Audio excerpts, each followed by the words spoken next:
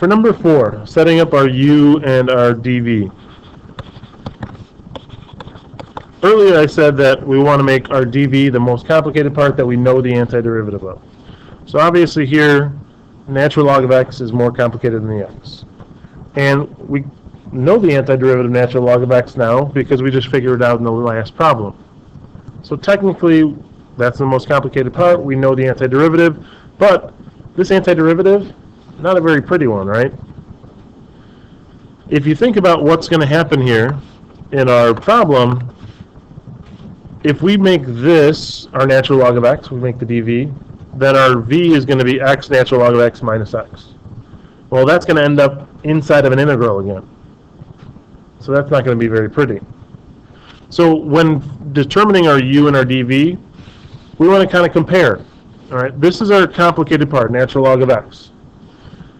What's less complicated, the derivative of that or the antiderivative? Because we're going to get either one of those inside of an integral again. So derivative of natural log of x is just 1 over x, right? Antiderivative of that, kind of messy. So I'm going to opt to use natural log of x as our u because its derivative is less complicated than its antiderivative. And that's going to leave us with x dx for dv. That's pretty easy to find the antiderivative of, and it's not a complicated looking antiderivative. Alright, so derivative of natural log of x, 1 over x. V, the antiderivative of x dx, that's going to be 1/2 x squared. Right, so we add 1 to the exponent, divide by that new exponent. So we've got u times v minus antiderivative of v du. So u times v comes out to be 1/2 x squared, natural log of x, minus antiderivative of v du.